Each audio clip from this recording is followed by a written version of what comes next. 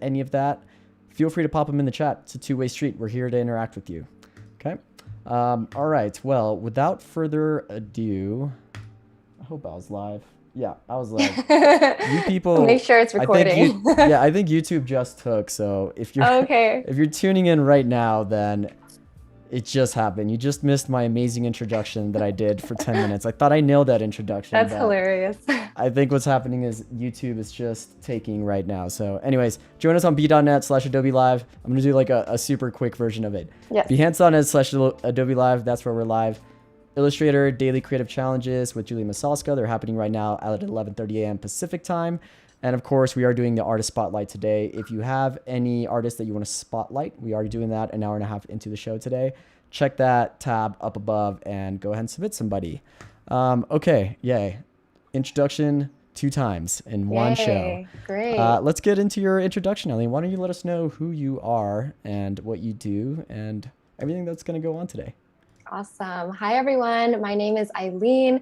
I am the creator of Lavendaire. So Lavendaire is my YouTube channel that's all about personal growth and lifestyle design because I'm passionate about helping others achieve their dream life. So my story really started out as me being lost and not knowing what I wanted to do. My life up until college, I just listened to what everyone told me what I should do, right? I followed a conventional path until one day I just I had a mental breakdown and I realized like, I don't have to listen to what other people are telling me. I don't have to care about what other people think of me. And so I ventured off to pursue a non-traditional path and explore my creativity.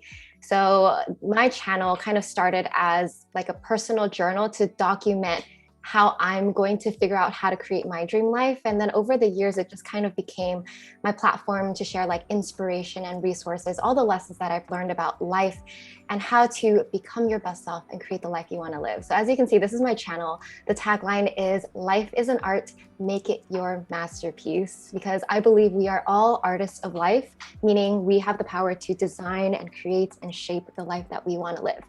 So I'll just give you a brief overview of my channel. This video, I recommend you watch it. That's about the story of my 20s, just how the story of the past 10 years, how all of this came to be. I make videos on lifestyle design. So like how to figure out what you want to do with your life, how to be more organized, positive habits, productivity, health and wellness, things like that. I'm huge on self-love because I'm all about like boosting your self-confidence, self-worth, and taking care of yourself. I think your relationship with yourself is the most important relationship you will ever have in your entire life. So you have to take care of that. Yes, be your best friend. Be your own best friend. That's something I learned later in life. I used to be like my own worst enemy in my head, right? Yeah. Yeah. Do the opposite. Yeah, it's not easy, but you'll get there. It's not easy. I agree. I agree. So yeah. Yeah. 100%. Okay. And very good stuff. Thanks. And then I have some, I have different random interests. So I made a video on astrology, on plants, like reducing waste, and just general positive habits, journaling. I love journaling. So this is a huge topic on my channel. And yeah, that's basically my channel. So I'm going to hop over here and show you. I actually have a shop. Sorry, this noise is my dog chewing on a toy. Doggy, he's back.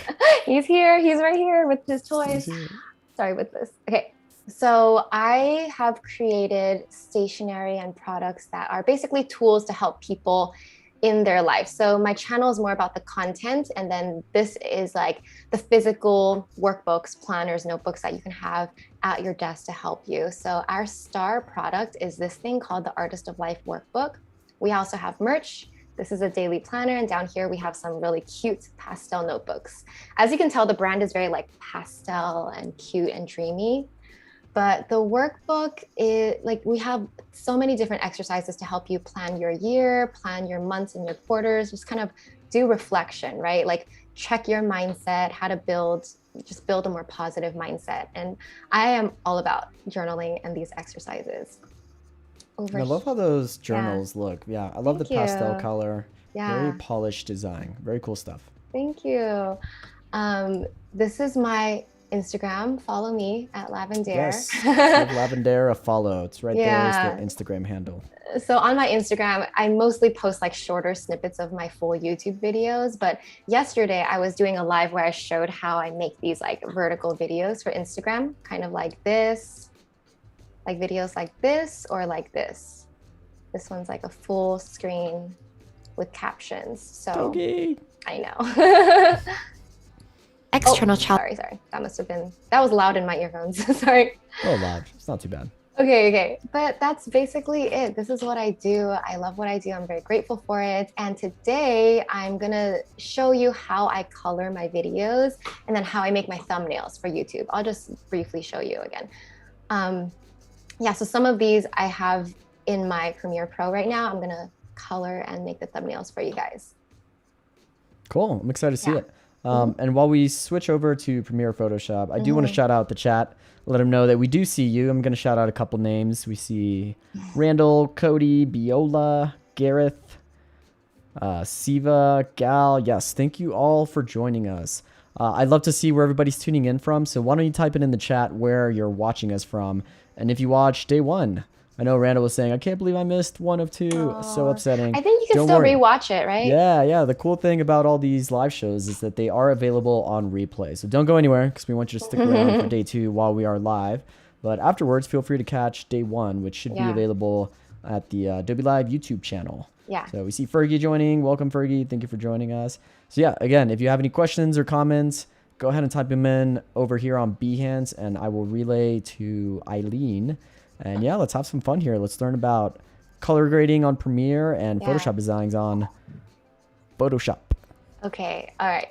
So I have a bunch of different clips here from different videos. So I'm going to show you my method for coloring my videos and then how I make thumbnails. So I guess to get us started, I'm just going to import everything, or let me do all of these guys. I'm just going to bring everything in here because okay, this one might be long, but for the most part, let me show you. This is my secret. I mean, I think a lot of YouTubers do this, but secrets. I love secrets on air. Let's hear it. To make thumbnails, I just click record and I do a few different poses. Don't worry, this is not a big secret, but I'm going to share some secrets later too. Yay. But just this is an example of what I would do. These are me posing for different options. And then other thumbnails could be like B-roll shots, right? Like this is a B-roll for a meditation video. This is another B-roll shot.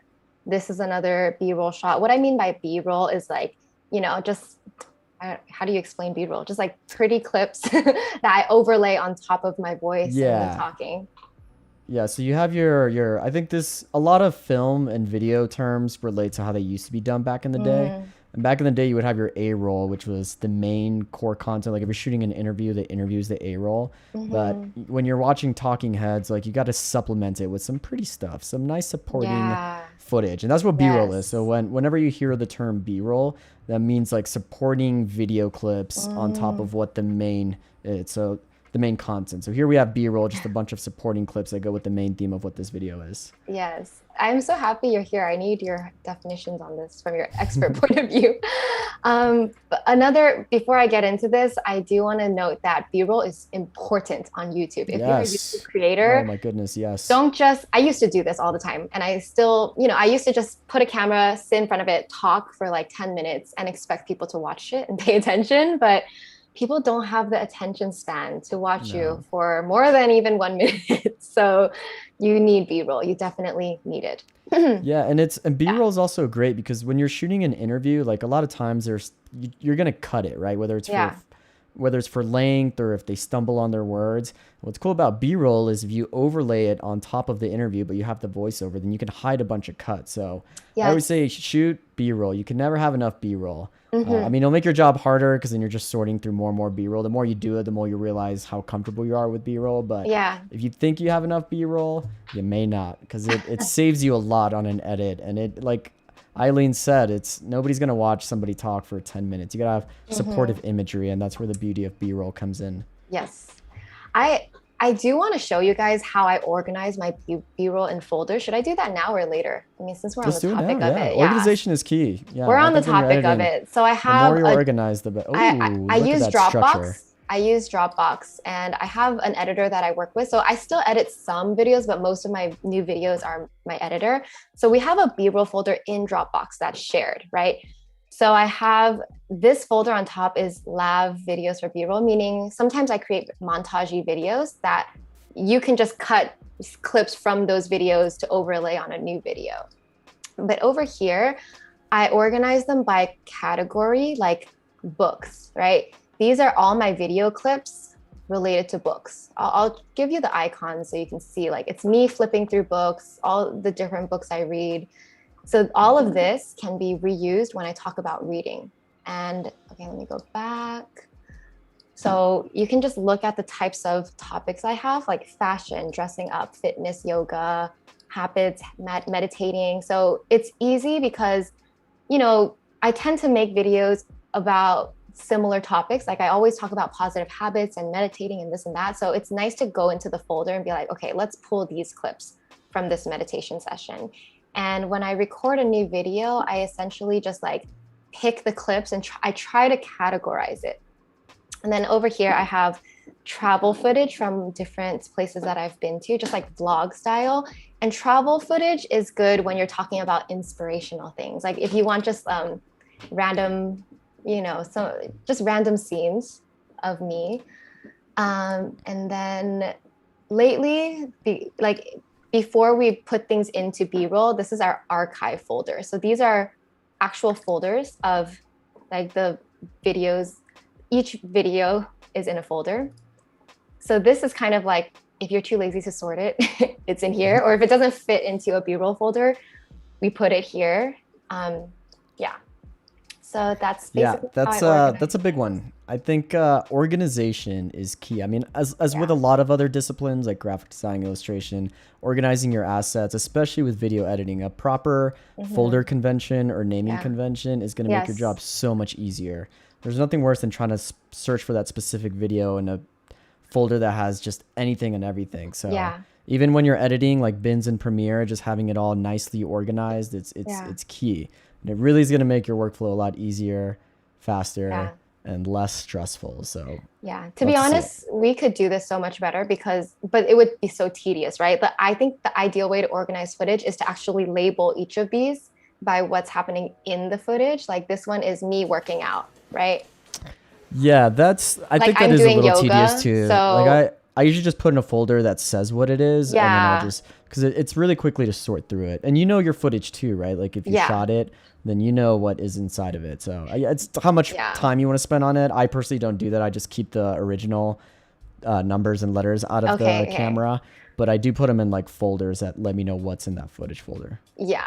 I just know some people get more detailed with labeling, and I just do whatever works. Whatever works. Yeah, if it works for you, then that's what works. Yeah, totally. Okay, so back to my coloring clip. Okay, I'm gonna shorten this one because it's a really long. This is really long. Here we got Elizabeth joining us in the chat. Elizabeth, thank you for joining us. Let us know where you're tuning in from. So when I do coloring, I do something called adjustment layer, which means it's a layer on top of the clip. So you're not adding color to the clip specifically, you're adding like a layer that's like a filter that will go on top of your clip. So to get that, I think you can do it here, adjustment layer. So I'll click OK, and then I'll relabel this like color so that I know. So I'll drag the adjustment layer up here, and I have a few different examples here so you can see how I color with like a talking head, which is like a shot like this, just me talking, and then other shots of like that look more B-roll-y, right? So, okay. So for example, let's pick a scene where I don't look that terrible. Let me make this full screen. I don't think it was. Oh, was it full screen? Yes. It Yeah, looks fine, it right, wasn't. on your end? Yeah, this is fine. Okay, okay. So I go to the color, Lumetri color panel. Notice that I haven't cut it yet, right? It's the whole adjustment layer because sometimes I have similar, I mean, I think in this case, they're not that similar, but if you're editing a video and like I would usually do one and then I would copy and then adjust it with each like clip after that. So go back here. So I used to use LUTs. LUTs are basically filters you can apply to your coloring. I used to use it, but I just feel like every clip is different that I like to color each clip. It might take a little longer, but yeah, I just feel like even with Instagram, right? Or people sell those like Lightroom presets. I don't like using presets. I feel like they never actually look that good. Meaning you always have to like tone it per photo or per clip. Right. Yeah. So anyway. Yeah, I think that's a common thing that people do when they get LUTs is they think it's a one solution for everything. Yeah. And it's, you know, I would even argue that presets are there to give you a baseline on something. Yeah. And then you kind of work with it to kind of define your own look, right? Like don't just slap on a LUT and then call it a day. I mean, definitely tweak it. Like there is a difference between applying a LUT and then doing color correction versus color grading. Yes, yes. And you know, we can get into that if the chat wants, but it's a whole other thing. But yes, I mean, I agree. It's, you know, don't just slap on a LUT. Like definitely give the love to each clip that it deserves. Because unless you shot in a studio where everything is 100% constant, you are going to have variances between clips. Even for me, because I shoot with natural light, sometimes the sun goes up and down. And so you have to like, you know, color each clip accordingly. And it's helpful to put B-roll so you can make a cut. And when you put B-roll, like people can't tell the difference between the color before and after. That's a very good point. So that's my trick when like if the sun goes down, I have to, you know, as opposed to having these shots with no B-roll side by side, then they're gonna be like, wait a second, these shots don't match up. Yeah, if you put a clip on top of it, you can hide it a little better for sure. Yes. Okay. So what I like to do, sometimes I go into this. If the clip is especially dark, I like to bump it up a little bit. But my favorite thing is curves. Like I love using curves. Ah, curves, yes. I love so much you can do with I'll them. show you the type of curve that I do.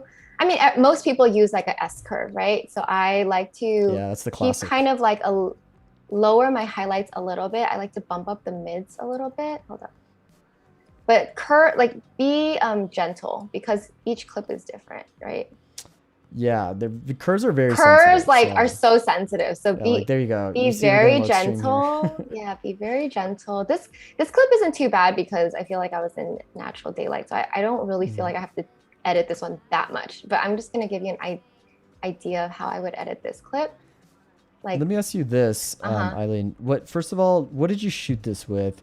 And did you shoot this with sort of like a flat profile or a log profile? Oh, good question.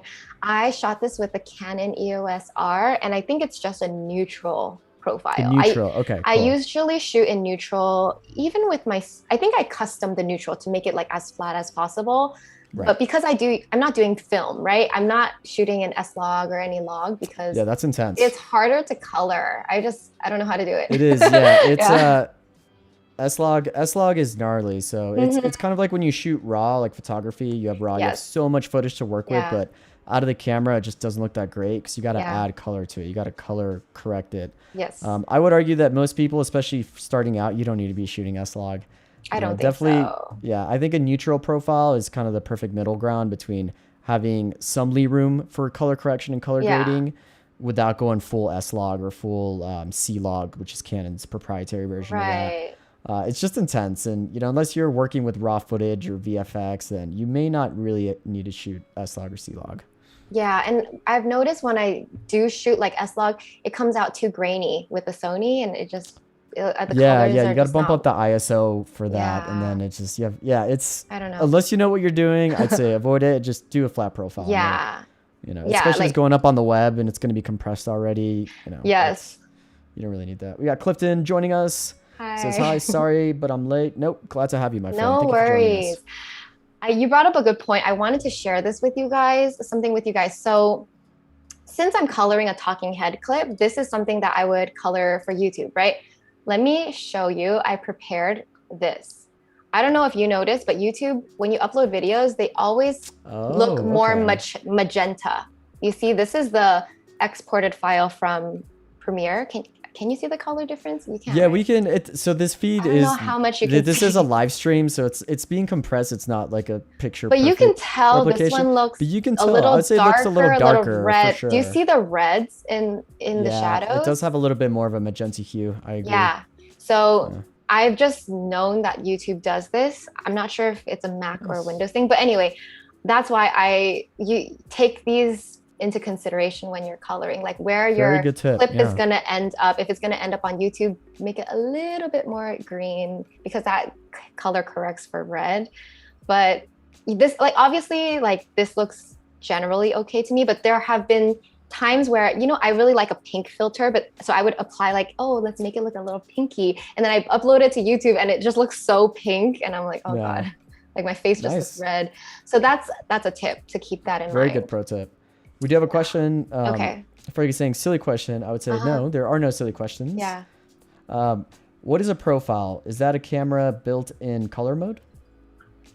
Yes, your camera has different color, how do you call it? I guess color modes. There's like picture profiles, yeah. Picture profiles, meaning like you can tell your camera, okay, I want things to look normal. I want the colors to be bumped up. I want, you know, the contrast to be more or less. So with video and film, I think people try to shoot with the least contrast and color as possible so that they can, you know, create it again in editing. Like you have more control.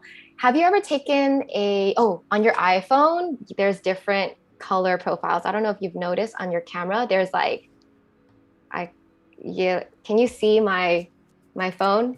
Yeah, let me bring it up to but you bigger feeds. You've seen on your iPhone, there's like dramatic, yeah, it's got different black like and white, vivid. So if you take a picture in vivid, I'm not like, if you were on your camera, you can't undo it, right? It's always easy to it's add. Baked in. Yes, it's always easy to add rather than subtract. Yes, very good point. Am I correct? Yeah. No, you hit the nail on the head. The idea with shooting in flat profiles, again, similar when you do photography, you shoot raw photos, is you don't want the camera to decide how to paint the colors for you, right? You don't want like a baked in picture profile, whether the colors are too saturated or too contrasty, because you can't really edit that again. Yeah. But if you shoot on a flat profile, then you have more control of where those colors are going to be. Like, do you want the video to be warmer for some warm, sunny effect? You want it cooler to be moody, ominous. So you always want to be more in control of the colors and the tone. So that's why you want to shoot with a flat profile. So, you know, there's a picture profile, then there's a flat profile, and then log being like the most information you get. But again, shooting log is a whole different story. I don't think we have to worry about that as people starting out. Yeah, I mean, I know I'm not doing film. I'm just creating content for YouTube. So it's same. Yeah. Right. I don't have to go so crazy with this stuff. Right. So yeah, to continue, it's a slight difference with the curve. This is before, this is after. I feel like this clip is already pretty well lit, so it's not that much of a, but so what the look I like to go for in my videos is a warmer look because I want Lavendaire to feel pretty warm, happy, dreamy, right? I love going, if I could have every video look ethereal, I could, right? Like if I, you know, with like feathers and clouds, I would do that if I could. But anyway, like I said with the YouTube, since you know that YouTube is going to go a little bit more magenta, sometimes I just think about it. I'm like, okay, maybe I make this a tiny bit more green, just like a tiny, tiny bit so that when it goes on YouTube, it looks more neutral. And it really depends because Lumetri already has this temperature, but sometimes I do go into color wheels and sometimes I add a little bit warmth to like the highlights. So I would just go in this direction, like the yellowy orange direction for highlights. And I learned that if you want to do, if you're color correct, what's the word? Yeah, if you're going in one direction for the color, you should kind of balance it out somewhere else. Meaning if you're going in this direction for highlights, maybe for the shadows, you go a little bit this direction. Yeah. Have you learned that before? Yeah, I've heard about it. Again, I mean, there's no right or wrong way There's to do no right things. or I think wrong these way, are just like more so guidelines to make a picture look appeasing, because obviously if you get extreme Balanced. here and you're balanced, that's the right word. Yeah. I So think there's little pro tips to balance things out, and yeah, I mean, I think that is a very good rule to kind of balance the colors. I'm just sharing that because I learned that before. I guess I do it sometimes, but sometimes I don't do that anyway because I don't even know if you can tell. You can. I think this happens a lot when It's you're subtle. editing photos or videos. Yeah. You make all these little adjustments that are, if it's just one adjustment, you're not going to notice a difference. But all these Yeah. little adjustments piled up then really do make that total output that it definitely is a difference. So it's the little things I always like to say. It's all these little things that add to the overall feel and color that do make a difference. Right. Like I'm not sure if you can tell the difference between before the highlights and after the highlights. It just adds a little bit more warmth to everything. A If you tiny, look at the highlights, you definitely see it shift a little warm. tiny bit. That's basically what I do. And then I would go back in, and if I wanted to adjust like the stuff over here. But I feel like this clip is pretty straightforward and simple. So yeah, like I usually like to bump up shadows a little bit, bring highlights down a little bit, because I like to create like I said, a dreamy look. I usually don't like huge saturation. Sometimes. Yeah, you don't want to overdo it with the saturation. Yeah. For some clips, I might even turn saturation a little down, but probably not this one. Anyway. We have a question from the chat. I think it's a good question. So Cody Bear is asking, how long into your YouTube career did it take you to find your current branding and color palette? Ooh. I guess the brand always evolves with you, but the name Lavendaire was like, I started with that name with this YouTube channel, and let me see if I can show you my old videos. Purple was a huge theme, right? Back then. I saw some purple hair with some videos. Yes, look at my hair. Oh, look at you. It was very pinkish, brand, purplish. Yeah, that was the brand. It was that color. That was 7 years ago. Look at you. You've been at this for a while then. Good I for know. You know what's even crazier? I don't know if you know, but I had a YouTube channel before this where I did music. Should I show you? You did music? I guess I have to show you. I guess I have to show you guys. I mean, we were talking about secrets earlier, so. I forgot how it's spelled. Is this spelled like this? Yeah. Okay, so obviously I updated the banner, but these are me singing. Like the first video I ever posted on YouTube was this one 13 years ago. And I was playing piano singing. You don't have to if you don't want to. I'm not gonna put you on the spot. I'm not embarrassed. Like I'm proud of this because this is my childhood. Like this is how I grew up, right? Yeah. Okay, let's. In 2007, Eileen, you've been. That's so cool. Yeah. Like I'm not that good here because I just started. You're pretty good. I was in high school, and this girl, Marie Digby, she was a girl she's this girl. She came up on YouTube, meaning she was an amateur. She started posting YouTube videos of her singing, and then she sang Rihanna's Umbrella, and it became so big that video or that song, like her cover was being played on the radio, and that wowed me. Yeah, I was like, oh my God, someone can go from a nobody on YouTube to be on the radio. That's so cool. And so this is so inspirational and very cool to see. I mean, here we go. 13 years ago, you've been at this, right? So the more you stick with it, it's so cool to see. I know, it's fun. Well, I have to say that during this time, I was in high school and college, and I didn't think that YouTube would be a career, right? It was just for fun. It was a way for me to just express myself, share my music, because I was too shy to sing in front of my friends or family. So this is my outlet. Like the internet on YouTube. Yeah, the internet got to hear me sing before like my friends did. And honestly, I think I built my confidence because of YouTube. You know, it felt, I could see that. I don't know how it is for you, but I feel more comfortable sharing with anonymous people online than with like people in my life. Oh, 100%. Yeah. And I always say anonymity. So, yeah. So that's a big one, in really showing your true self, being vulnerable, right? Without the judgment of people and that can really work in your favor. Yes. Yeah. So. YouTube taught me to just be vulnerable because you don't know who's watching, right? Yeah, you don't know these people. So it's like, you're never going to see them. Right. So why not just put your best foot forward? Yeah. So YouTube really played a part in my life. And thank you for sharing that with us. Yeah, I know. It's funny. Okay. So where were we? Okay, so this is the clip without color. This is the clip with color. So it's just a little brighter, a little warmer, not too crazy. But I think you get the vibe, right? It's a little, obviously it looks a little greenish for YouTube, but you know, it's just, I think you get the vibe. I'm not doing anything crazy, but that's the vibe that I like from my videos. So next I'm gonna color this clip, which is a meditation clip. I actually ended up using this as my thumbnail. Okay, so what I did was this is the same, like I literally just cut it. So all my edits from the previous clip are still here. I don't have to start from scratch. So this is kind of what I do instead of using a LUT, right? Like you just copy and paste what you did on a previous clip. So, and then you build from there. So this one, I feel like I could bump it up a little bit more. Let's play with the curve. So I really like bumping midtones because I don't like the shadowy dark contrast look. This is like horror film. I want like dreamy film. So I don't like shadows. I want everything to look pretty. Obviously you need shadows. That's why down here, the S curve, this is the lower frequency, meaning like things that are darker. Right.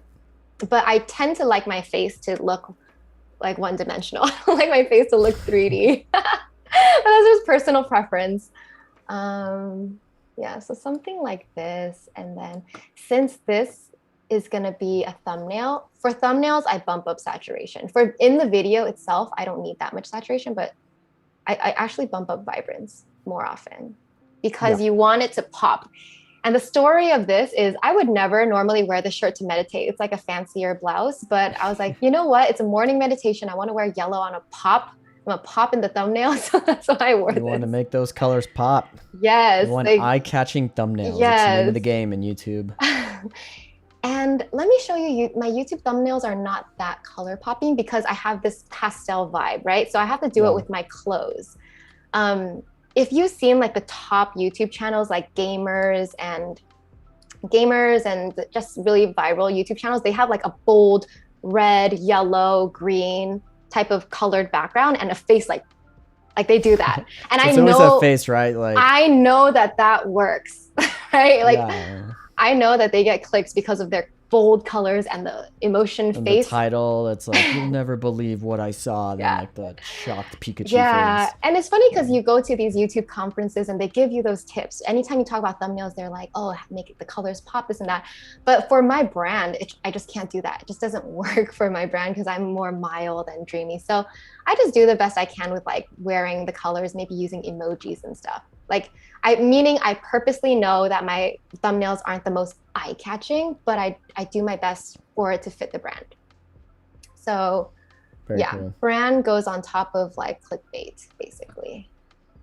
All right, so with this one, I feel, let me sharpen it. Sometimes I sharpen thumbnails too.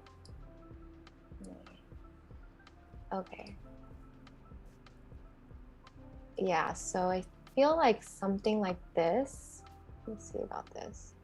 Another thing I like to do in my thumbnails is put white text just because I like the look of white text. So that's why turning down the highlights can help your white text stand out more. Because if your highlights are up here, like this, it's too white that they're not going to see. Yeah, they're not going to see your text. So something like this, I mean, yeah, something like this I'm happy with. So let's move on. We're just gonna color everything I got today.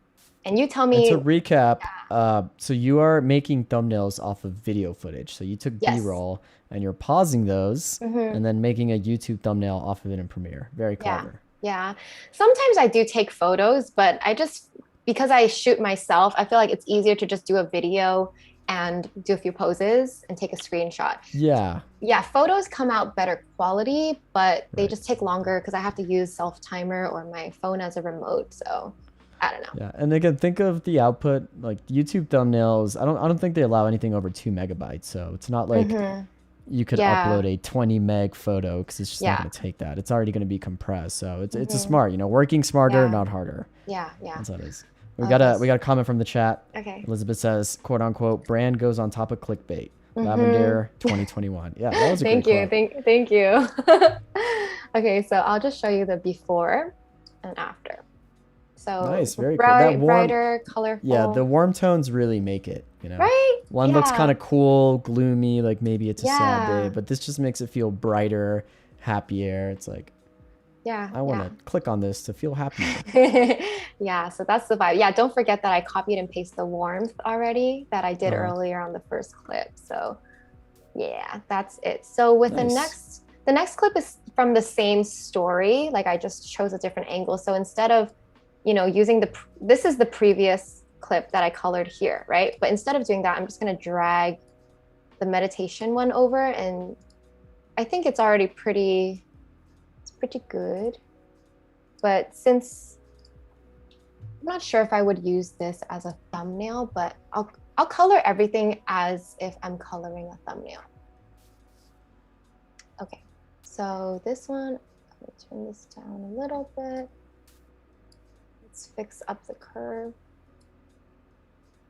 Yeah, sometimes the mids can be too crazy, so down. So you need to bump up the mids if you have more shadow. Like from this angle, the lighting is coming from this side. There's no light from this side.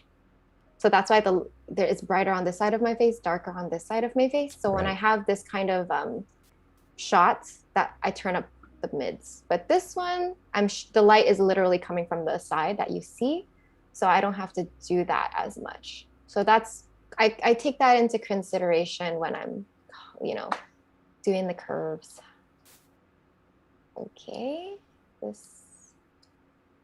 maybe I would bump up the highlights a little bit for this one, but yeah, something like this would be fine for my YouTube video. Nice, I like it. Yeah. So how did you get familiar with curves? Did you look at tutorials or did you just kind of play around with it yourself?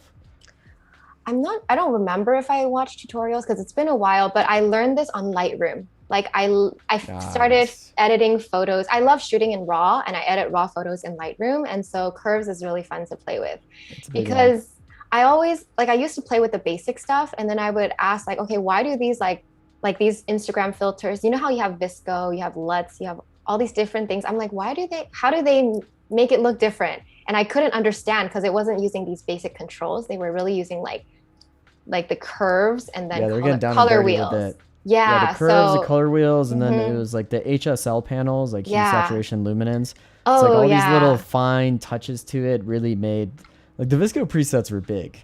I know you remember it too. Like everybody was about those Visco presets in like 2014, 2015. I'd say that trend has kind of died down a little bit. But yeah, that's how they did it. I mean, you could kind of reverse engineer them by going into Lightroom and seeing all the touches that they were doing. And yeah, it was a lot of curves. There was a lot of color curves, messing with the RGB color curves, and then with like the hue saturation. It was cool. That's how you learn, right? Like when you reverse engineer things, see the outcome and then see how they got to it. Yeah. Like color curves are interesting. I'll give you guys an example. I don't usually touch them because I don't like to change the colors. Yeah, those are very sensitive. I don't like to change the colors, but they just like, you can make filmy, like I feel like some films have like the teal and the orange, or teal and orange. Those are very popular a lot too. The teal and orange look. Yeah, so okay. So this, I think I showed you the before and after. That looks fine to me. This is the same clip. Let me drag this over, and what am I doing here? Okay, so these are new stories. I'll edit these until like, I don't know, 15, 20 minutes, and then I'll do the thumbnails. Okay. Yeah. Then chat, let us know. Do you all work with curves when you're working with photo or video? Are you intimidated by them? If you are, I would say just get your feet dirty with it. Check them out. It's how you learn. You just got to get in and start working with them. The basic idea is this general S curve. But like I said, be gentle with it and just play around with it. Something I learned was like all these aesthetic filters, like they turn down the highlights and they bump up the saturation. Like it gives like a... Yeah, it's a popular one. like a flatter look. Like the faded film look. Yes, faded film. So Yeah. this is like kind of a cool look right now. If you can tell, it's like faded. Yeah, I agree. Yeah, but in video, I don't do this unless I have a reason to. But for photos, like it's very cool. Yeah. So Elizabeth says, I work with curves editing photos in Photoshop. Yeah, curves are very, very popular in Photoshop. they're so fun. They are fun. And again, it's one of those tools that could be intimidating, but once you've unlocked it, so to say, it's just endless possibilities. And you'll really see a difference with your photos and or videos when you start messing with curves. I'm going to turn up the vibrance for this. Oh, go ahead. No, that's it. Cody says, I love curves in HSL. I haven't used the new color grading tool yet. So we got some people playing ball with these curves. Very cool. Yeah. Okay, so this one, let me see. I think I like this. So before, after. It's just a little warmer, a little more color, right? I agree. Before, after. Yeah. So Incanilson. Oh man, I don't know if I'm saying your name right. I apologize if I butcher it, but Incanilson Jr. coming in saying hi. Hey, welcome. Thank you for joining us. Cool. Hi. So let me give you an example. So this is the same adjustment layer, right? Meaning the same filter on all the clips. So it looks really good here, but it doesn't look that good here, nor here, right? This is too dark. This is too bright. Like that's why, you really have to treat each clip on its own. Like it's not going to work look at this. It's too dark and saturated. Right. So yeah. Yeah, give each clip the love it deserves. It's not a one size fits all type of thing. Yeah. You really got to make sure that it works and it's consistent. And I also want to note that here, so these clips that I was editing was shot with my Canon, and then here these clips are shot with my Sony. You can see by the file name, it's like a C00. So that's why I usually have like a base adjustment layer for Canon and then a base for Sony, and you have to remember to copy and paste this Canon on Canon, Sony on Sony.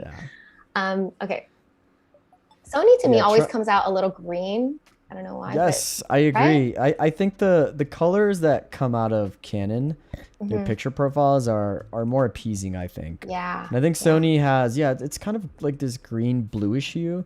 It's never too saturated either.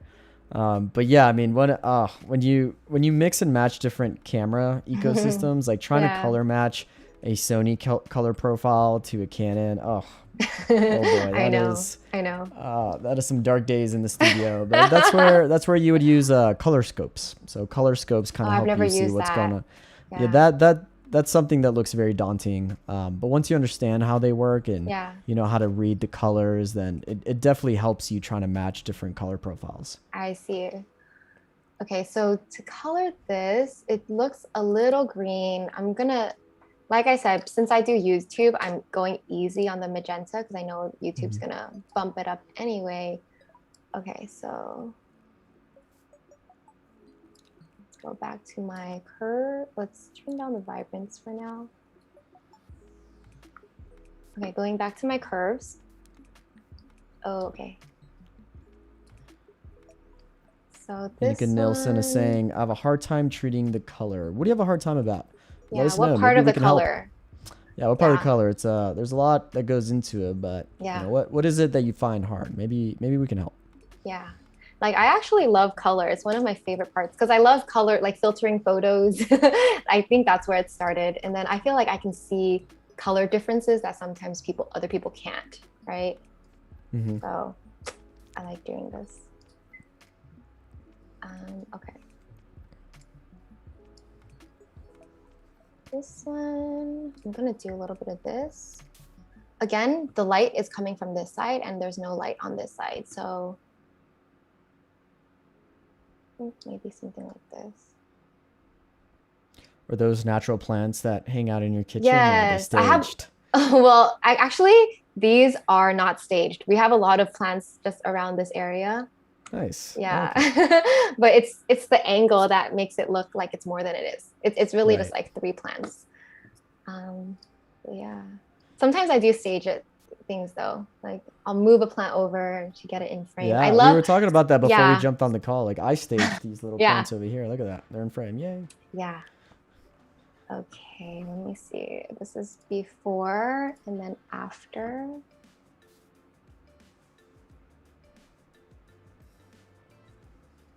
Okay, let me play with the color wheels here. It looks, I'm not sure what it needs. Sometimes I just play around with things to see like, okay, what would that look like? What would that look like, right? Mm-hmm.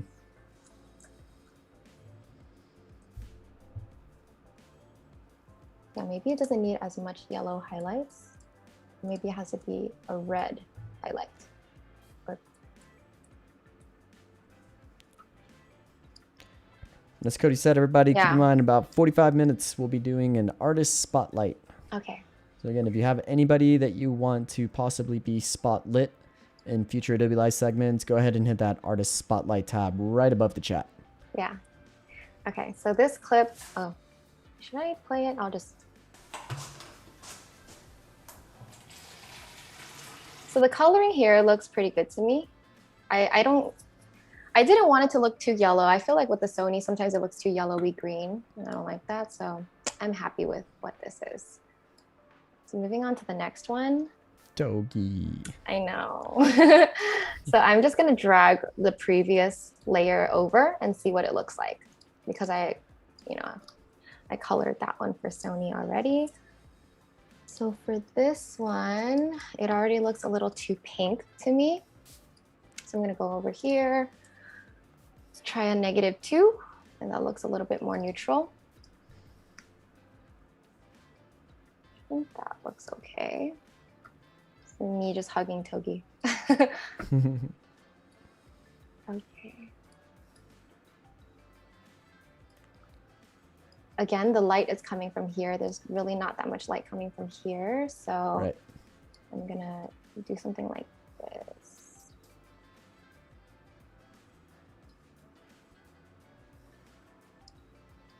I think I would make it, it looks a little faded because of the black, but I don't mind. I think, yeah, something like this works for me for this clip.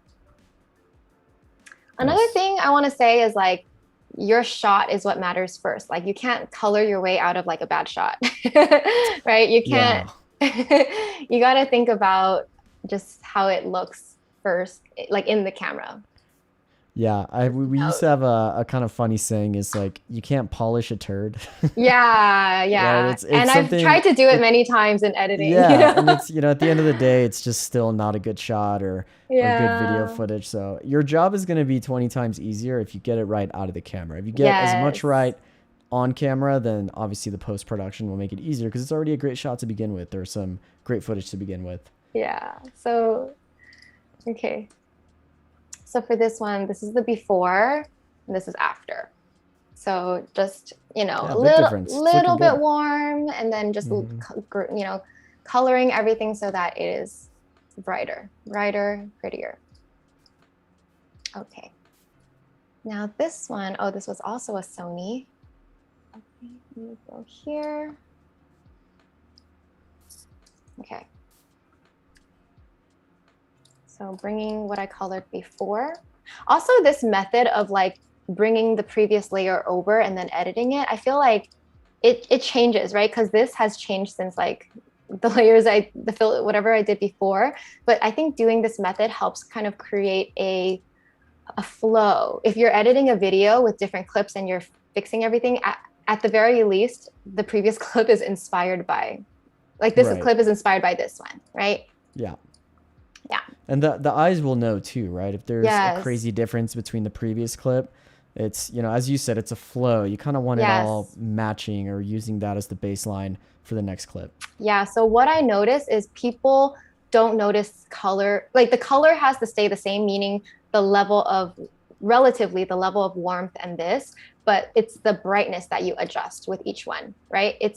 So it's basically the same colors that I'm applying, but I'm just turning down exposure and fixing, just doing small edits. Most of the time when I'm coloring a video, I just do one, and then the next one, I don't redo it. I just edit the basic controls, right?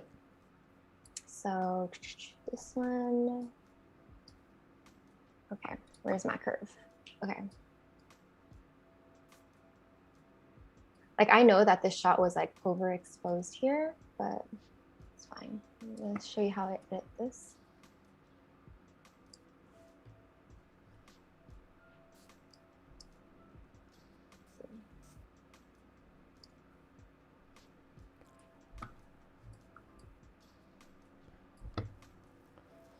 I see you got is that the Zoom H6 there that you're using as a microphone? Oh yeah. This is actually what so I have my camera on a tripod here and I have the Zoom on another tripod here. And then I usually have like a little laptop or something with my video notes. And yeah, that's my secret. Yeah. And you got 2 cameras, right? So obviously the one you're looking at, and this is the yeah, B in cam. this, yes. So the Sony is my B cam, and then Canon is my A cam. Okay, so for this clip, I don't mind that this is blown out. I just want me to look good and balanced. Okay, let's see before, after.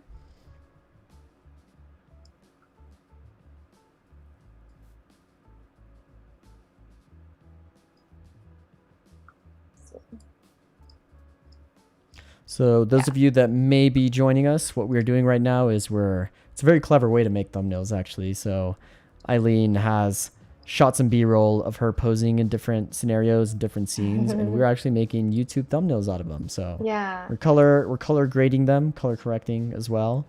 And then we're going to take these stills and turn them into YouTube thumbnails. So I assume we'll probably jump into Photoshop after this? Yes, really soon. Cool. I'm just showing you how I color, but we can jump in. No, we got plenty of time. No rush. Believe me. Yeah. I mean, you told me to prepare a lot, so. Yeah, and good. Yeah, because we still we got about an hour and 15. And we do have LB in the chat saying I had to stop by when I saw Eileen was a guest today. Love Adobe live streams and love Lavendaire. Heart emojis. Thanks for stopping by, LB. Thank you. Okay. So this is the before, this is after. Since the scene before is already bright, like I don't have to brighten it that much. It was really just like adding the colors. So yeah. Very cool. Okay, so these are the clips where, well, this one is like a intro B-roll. So I just shoot clips. If I don't have B-roll, I shoot random clips of like, me so that I can insert it in the video. But this is an example of how I would pose for different thumbnails. So I'm gonna do. Good. I do like the idea of using video for these because if it was a camera, you'd have to stop, reset, stop, take a picture, stop, reset. But it's almost like the camera is always taking pictures, right? So it's just a matter of scrubbing through the footage, stopping. Oh. Yeah, it's a very clever way to do it. I like it. A tip. I have a tip. Tip. I actually didn't do it with these clips because I was lazy, but when I remember, like shoot 60 frames per second. I think shooting a higher frame rate allows for more, I don't know, just more pictures. Do you know what I mean? Because if it's shot in 24 frames per second, sometimes if you're moving, it looks blurry in the photo. But when you shoot, if you shoot 60 frames per second, you get a little bit cleaner. Yeah, so it's, as Eileen said, it's so 24 frames per second is literally your 24 frames in 1 second. But if you go with a higher frame rate, like 60 frames per second, there's not a lot of motion blur because there's a lot of frames in between, like each second. So it's also how you shoot slow motion. So if you did want to shoot slow motion, you got to shoot at least 60 frames per second, I'd say. 120 is better. Obviously, cameras are going to 240 these days. Yeah, great point. But 60 frames per second is what works. The trade-off is you have to set your shutter speed to 1/120 instead of 1/50. So if it's dark, so that's my compromise. I think here, I'm not sure. Sometimes I'm just lazy, but sometimes if it's dark, I'm like, okay, I'll just keep it at 24 frames. But if you got that Sony A7S II with that awesome low light capabilities, it could do anything. Maybe not too big of an issue. Yeah. But I usually do this with my Canon because I like the flip out screen to see myself. Oh yeah, that's big. That's a big one. Okay, so I'm about done filtering this one. Okay, so before, after. Nice, warm, fuzzy, and happy. Right? Warm, dreamy, nice. Ethereal. Yes, okay. So although this and this was in the same story, I think I'm gonna edit this one a little bit. And this one's a different story. Okay.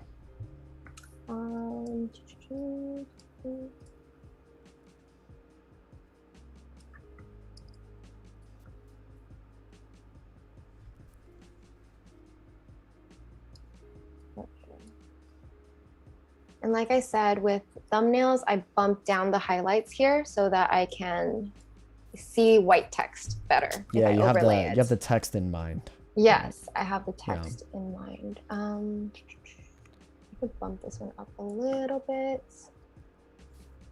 I really like to add, I said earlier, but I like to add a little bit more contrast and saturation to thumbnails because I really want them to stick out a little bit more. Okay. So this is before and after.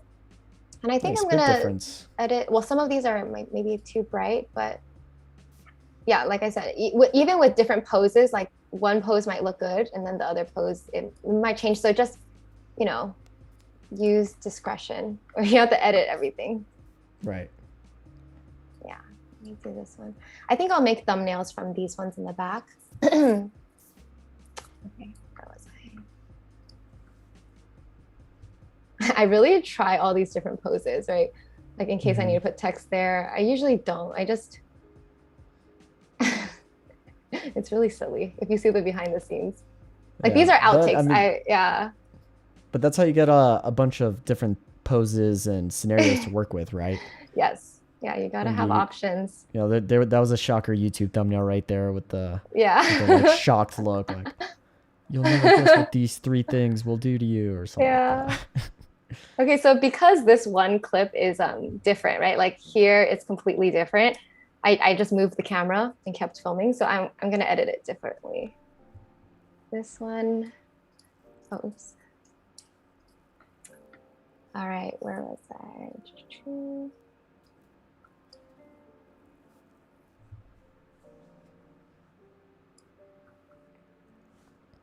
I actually ended up using this as a recent thumbnail. So this is before, then after, right? It's like bright, pretty.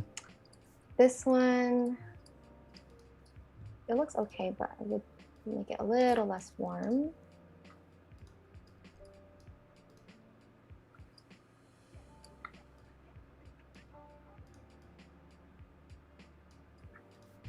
Yeah, I mean, something like this for a YouTube thumbnail is fine. It doesn't have to be too bright. That looked like a yoga instructional video there, that stretch you were doing there. This video is, I started a wellness challenge. It actually starts today, but I was like, okay, what look would I have for a wellness challenge, right? Do some smiling ones, I don't know, I was just testing it out.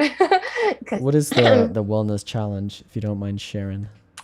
So it's a 15-day challenge where every day I'm challenging myself and my community to like create your own criteria, right? For me, it's meditate 15 minutes, drink a gallon of water. Let me show you my bottle right here. This yes, the bottle. Please. Oh, do you see it? How many liters is that? Well, I don't know how many it says right here, That's but huge. I love it. It's 1 gallon. It's 128. Oh no, 128 ounces. Yeah. Anyway, this is mine. It's nice. I think a liter, yeah. Oh yeah, Nalgene's. Gotta love Nalgene's. Yeah. That's I mean your water bottle though, that's it gets really heavy. It gets really heavy when I fill it to the top, so I actually just fill it halfway. Yeah, that's a very impressive water bottle. I thought it was a good idea, but I actually, if you want to buy one, I recommend buying half size, like half gallon, or maybe I think they have 3/4 gallon. Yeah. For me, it's too heavy. Water bottle. That's amazing. I know. So that's that, and then exercising 45 minutes a day. So just there's like 4 things that I want to do every day. So that's my wellness challenge. But I encourage other people to kind of create their own rules because everyone's body's different. So yeah. You can never hydrate enough. So reminds me, drink some water. It's good for you.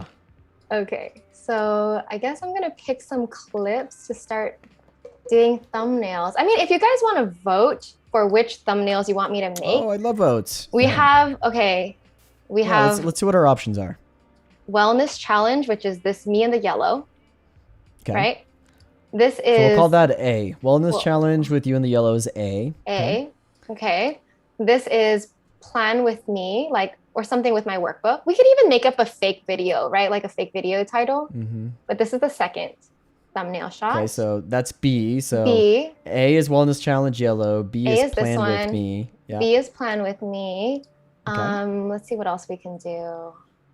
Oh my gosh, the Togi one. Was that it? Do you want to do the Togi? I made a thumbnail, but I didn't post it. Do you want this to be C? Let's make C. Togi is C. C. Okay. Is this one? Yeah. Then Cody, if you don't mind making a chat poll with that, then we can have people choose A, B, C. And do we have a fourth option, maybe? Yeah. I was like, we could do a meditation one. Okay, so that will be D. Meditation is one. D. Cool. So we have, let's see our choices again. So A is Wellness Challenge. A is like this. Yeah. Oh, yeah. A. B is me with the workbook. B is you with the workbook. Okay. C is me with Togi. Togi. I might be biased to that one. I know. And then D is meditation.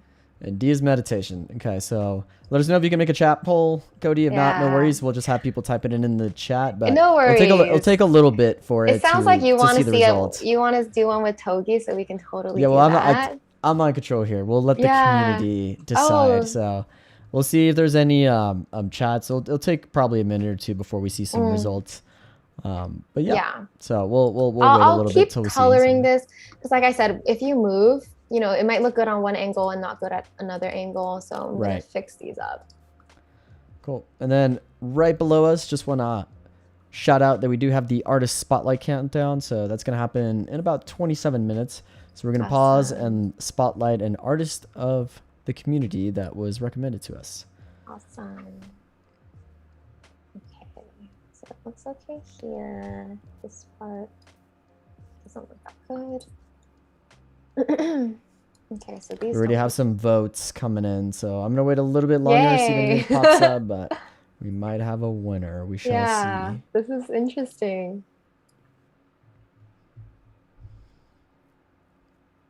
Okay, this looks like a different lighting. Okay. Ooh.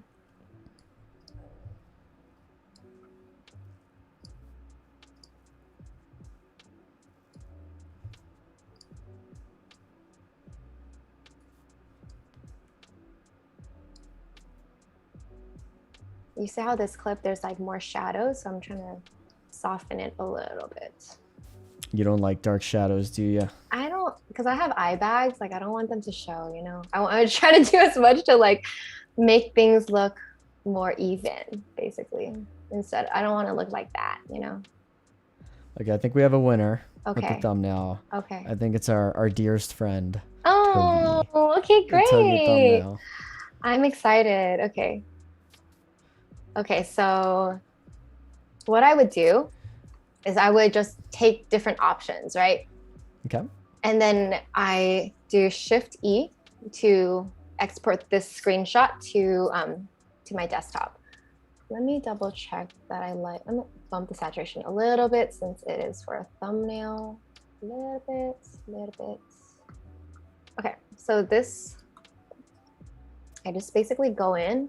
I try to find the cleanest frame because, like I said, sometimes it looks blurry. Right. Like these kind of look a little blurry, so I just go on my keyboard and sometimes I'll just do this. Like I'm on my the arrows left and right. The arrow keys, right. Yeah, so sometimes I do this to try to find the cleanest frame. And I also consider, like, if someone's looking at this on YouTube, it's really small, right? So I know this looks awkward, but you know what I mean. Yeah. Like I want it to look good, small, because yeah. Okay, now I have to move everything back. How do I move this one back? Here. You should, yeah. Yeah, you gotta like get that little slider. There it is. Yeah, Nailed it. Got it. Okay. So that's one, me hugging him.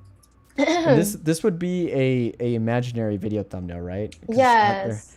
So I we're actually gonna have to think of a title for this too, because there's so many things we can do with this. Well, I'll let you know. I actually this video was called Self-Love When You're Feeling Down.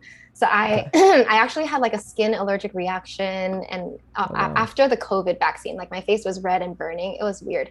Anyway, and that coupled with just, I don't know, life stuff, I just was feeling a little down. So I was like, okay, I'm gonna take this day and do a self-care vlog. So I'm hugging Togi first. He's my emotional support. He really is.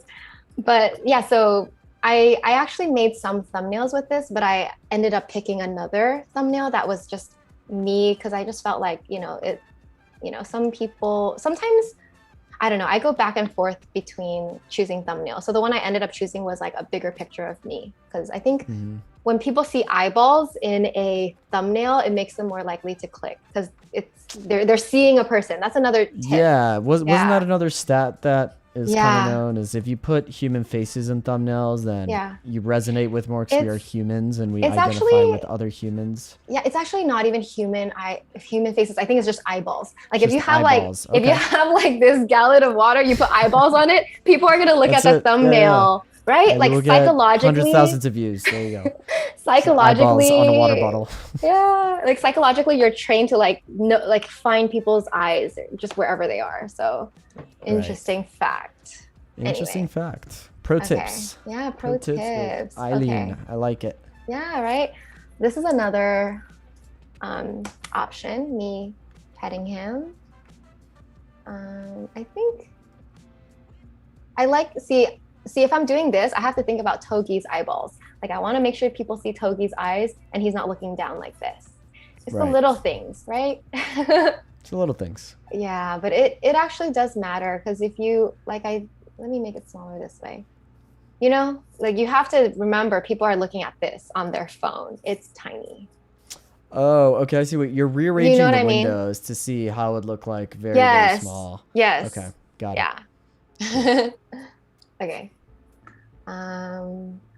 I think those were my favorite like frames from this clip. Just those.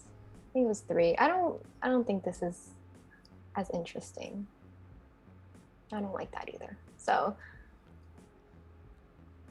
maybe this. Maybe this. Maybe. You don't like the one where he's kind of looking at you? Which one? I think that was earlier in the clip, right? This one?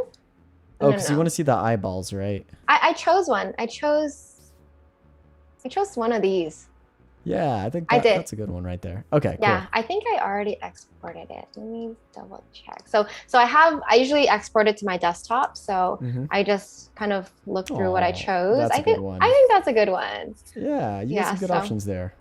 So I got 4 options here. So I want a Togi now.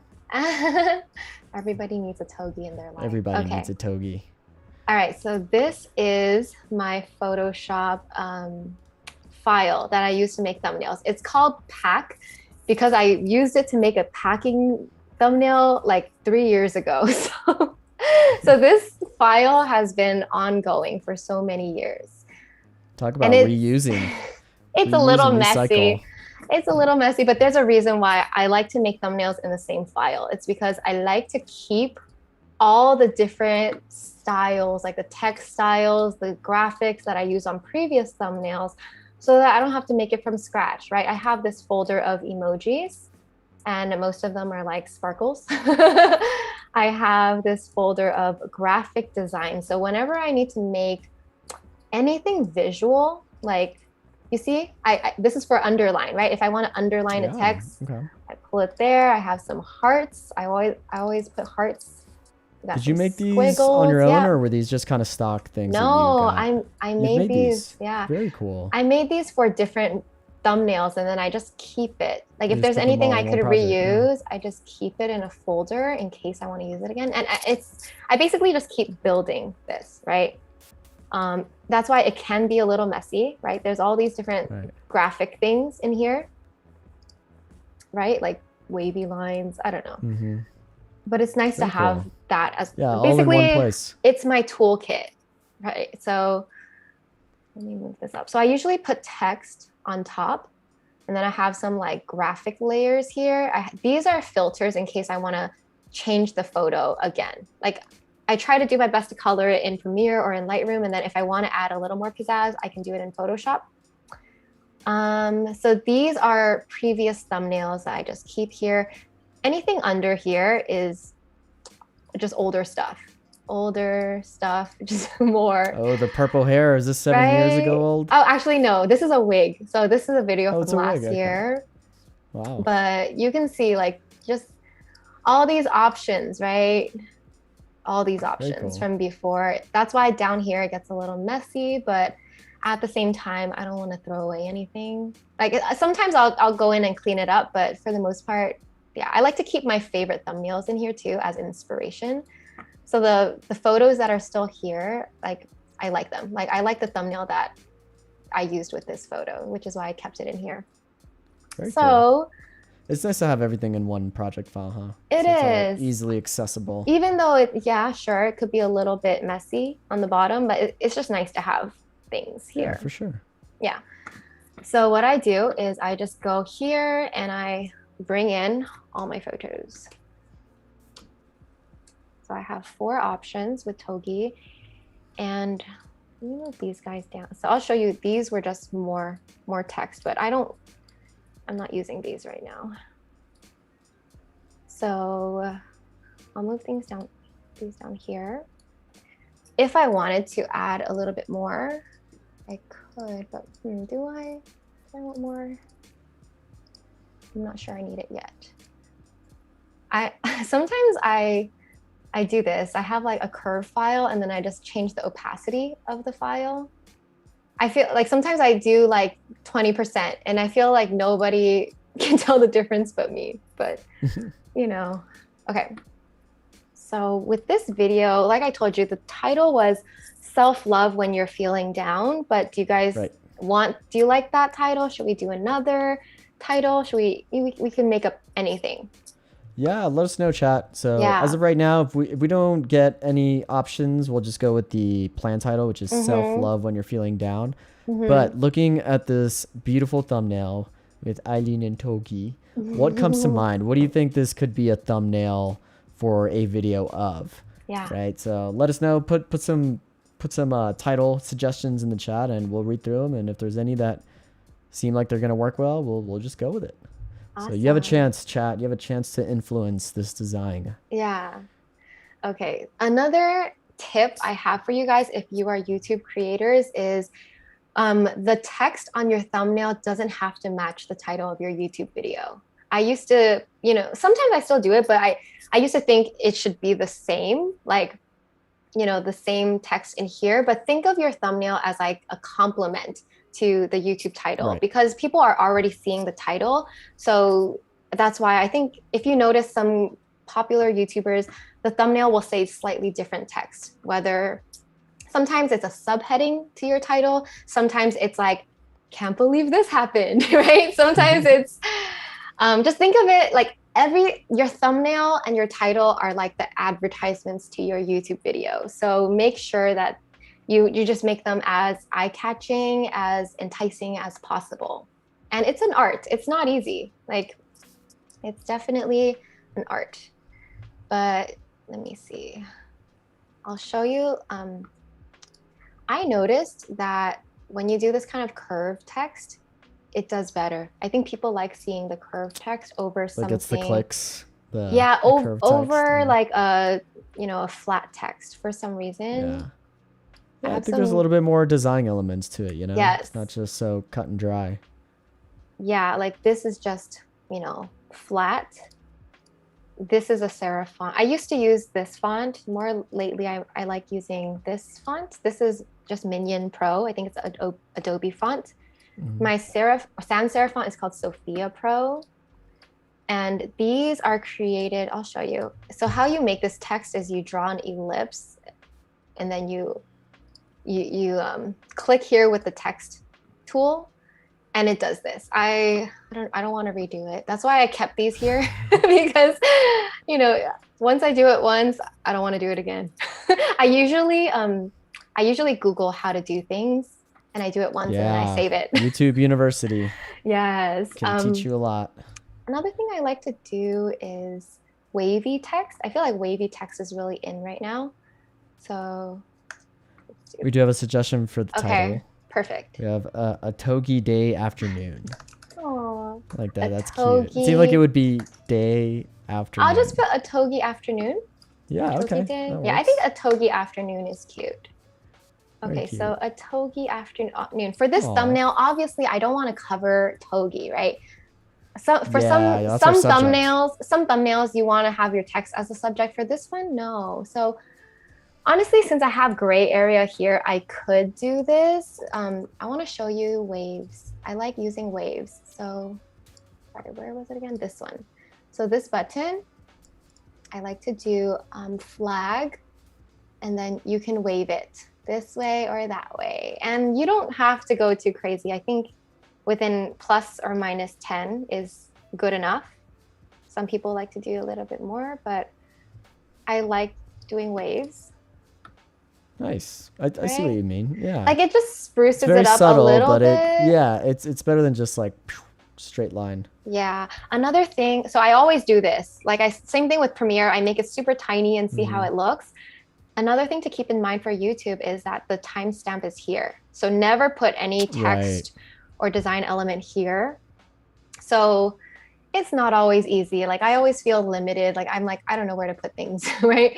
Let me try to spruce this up a little more. Sometimes I also, you know, if I want to put text on top, I can do this so that I try to make more room on top. We got Ashraful joining us. Welcome. Thanks for joining us, Ashraful. So let me turn this one off and bring this one off back on. So togi afternoon. Togi, yeah, that's a good title suggestion. I like that. Yeah, good job, when Gareth. you that was Gareth. Thank you. When you have this design style, I feel like it only looks good when the words are a little longer. So for this one, I would have, you know, sometimes I think about, okay, what else, what other words can I add here, right? But yeah, I basically just do this. I play with the text location, the text style, like whether it's rounded, wavy, straight. I prefer to just do white text. I mean, do you guys like this text on top, or do we want to just do a wavy, like a wavy text somewhere? I just felt like I don't know if I loved it. I think up top there's not a lot of contrast. It's really it's hard to see. a little hard to discern against that Yeah. almost white wall. Yeah, so maybe we in do the this bottom. one. I think there's up against that gray cushion. Yeah, right. Works a little better. But let us know, chat. Do we have any suggestions or? Yeah. You know, not. There's not many times where we're asked to have more hovering art directors. You usually want the least, but you get a chance now. But yeah, I personally think at the bottom, it's a little more legible for sure. Yeah, it definitely is. A togi afternoon. Yeah, and I see the way text I think is a nice touch to it. I do agree. And I'm a little, when I do centered text on the bottom, I'm concerned about this part because it could get cut off. But at the same time. Are you saying once it's on YouTube, it might cut some of the edges off? No, you know, there's a timestamp here on mobile. Yeah. Let me show you my YouTube. You see how on mobile, the timestamp is bigger. It takes up more of the thumbnail. So you have to just keep that in mind. I think this might be okay. We have some people agreeing in the chat. They're saying, yes, I like the text on bottom. I like the bottom too. Okay, so now I want to spruce it up. I think for this one, you know, I didn't plan what I was going to put on these emojis. I think if maybe I can do it now. So normally I would go on Google and find emojis because I think emojis are really cute. So let's find an emoji on Google. Let me put this one here. Okay, afternoon sun cloud emoji. So I usually just search up emojis and then I download them. And you have to make sure they're PNG with like I don't know if this is a PNG. PNG just means it's like a transparent background. Right. I don't know if this is PNG, but I'm gonna try. If it's not, let me teach you a little something that you can do. this it? No. And I will say me try this to is find for one. demonstration purposes. If you really were going to use an emoji and put it on a thumbnail, then I'd say make sure that you can license it or it's royalty Yeah. free. Or you could Yeah. use Adobe Stock. I think Adobe Yes. Stock has a lot of emojis Oh, yeah. that you can grab. Yeah. I mean, do you know how to get Adobe Stock emojis? Yeah. Do you have Adobe Stock credits? I mean, it's just as easy as going to Adobe Stock. Or you know what we can do? Let's see. I think I have some Adobe Stock credits, so maybe I can send you one. What is it that we're looking for? Well, I was looking for something like this, like something that can be, yeah, like a cute afternoon. Like, do we want like a sun with clouds or just a cloudy one? Okay. Either sun with clouds or cloudy one, because I think it'd be cute if you like put it in different spots. No. But if we don't go down, I do have my computer hooked up, so I think you have a copy of the program, so we can search together. Yeah, we can try that if you want. I've never tried it though. Yeah. Yeah, well, let's see. If there's one that works, we'll do it. If not, then we'll just keep on keeping on. Okay, so there's my computer, and here are some. Let me know if you see something that sticks out. Okay. This guy's pretty funny. Go up, the Sweet Dreams one. That's a cute cloud. No, to the left. You see on the bottom left? It says Sweet Dreams. That's cute. Yeah. Let's use that. Okay, cool. Yeah. Okay, I gotta log into my work license because I think I have some stock credits there. But we'll go back to your screen for now. Okay, no worries. And if I'm able to get it, I'll just email it to you. If not, then we'll just do it. Yeah, no worries, because I could also do something else. So another thing that I could do is, and I do this pretty often, I'm sure you've seen other YouTubers do this, is create like a white border around us so that we stick out a little bit more. So what I did... That's a popular YouTube thing for sure. Yeah, like what I just did was I made a copy of the same exact image. And so on the top image, I'm going to click L, and you want to be in Magnetic Lasso. And I'm going to go in a little bit more so I can see the details. So Magnetic Lasso is how you select, how you outline what you want to outline. And it doesn't have to be perfect because you can go in and fix it up later. But I'm just going to, yeah, this is what I do.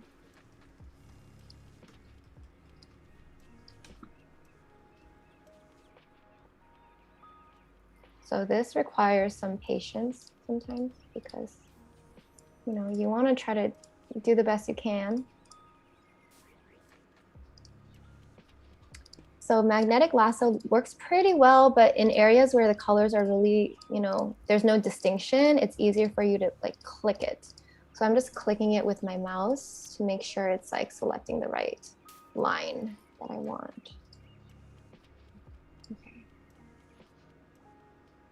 Yeah. Oh, you see how? And if you mess up, you can just press delete and it'll delete the previous selection. So here it's kind of white. Yeah, it makes it pretty easy. Yeah, so it's not too bad. And don't worry, we can fix it later. So right now I have what I want selected, and I go down here and I click the add a layer mask. So you can't tell the difference, but basically you can see, right? I select, that's what I selected. So I'm gonna double click this and add a stroke. And that creates the white line around it. Here you can change like the size of your stroke, whether you want like a thinner or a thicker stroke. I usually like to, actually I've never done this with like Togi. This is really interesting. I think this, I guess it's not too bad, but usually it works well when you show like half body and then it like, there's a stroke around it. But I mean, we're gonna go with it. We're gonna see how it looks. Okay, so this is how you fix the layer mask. So you click here and you go to B for brush tool. Make sure you're on a hard brush at 100% opacity. And basically you can edit this mask basically by painting black and white. So white means that you're painting inside. Black means, like right now I just pressed X and I switched to black. Black means you're like deleting. So going back to white, this is how, yeah. So this is where, you know, if you want to be picky, you can go in and you can just make your brush smaller and make sure everything looks clean, right? If there's any like weird spots that are unnecessary, you just like clean up the lines a little bit. Yeah, so Nice. this is how you do a mask with a stroke. Oh, wow. That's a very Right? cool hack. Yeah, I Yeah. like that. Yeah. And just quick time check, Eileen, we will be Yeah. doing the artist spotlight in about 3 minutes. Oh, perfect. Okay. So we'll pause the work and go to there. Okay. And then we'll have some more time to come back and finish up the thumbnails. Okay, perfect. No worries.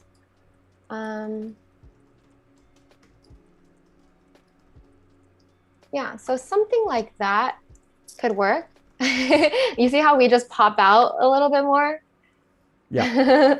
Make it pop. That's yeah, why the not, trick. right? Make it pop. Yeah. You can change the color of the outline to a color if you wanted, like yellow. But for me, like what else? Another thing I would do if I don't do the emojis is I really want to add something to here and here, right? Mm-hmm. Whether it's sparkles or hearts or some like just visual interest. So I showed you how I make all these different things. I'll show you how I make it. I just do like one layer, like a brand new layer. I go to my brush. I make my brush pretty small, about like 5. Let's say 5. Let's see what that looks like. Okay, cool. Maybe 4. So I'm on 4. Sometimes I do it with white, but I think color could be interesting. Like right now, my brush is a yellow color.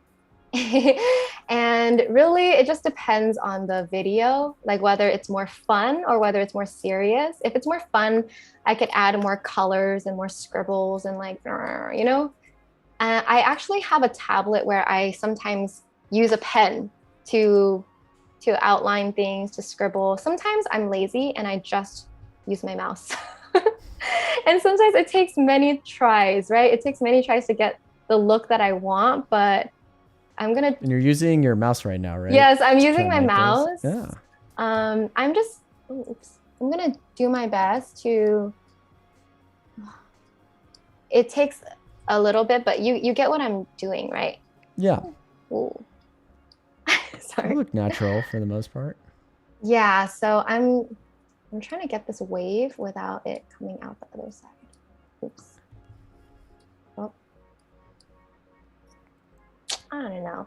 So I would, for this one, I think it'd be cute to have these little waves, and then I would probably do 2 colors to make it interesting. So probably yellow and blue or something cute. I'm not sure what else. Well, since I'm wearing green, I always think of like what colors in the frame. What would be cute? I don't know if I love that. Or you can just do white. I feel like white always looks like classic. So,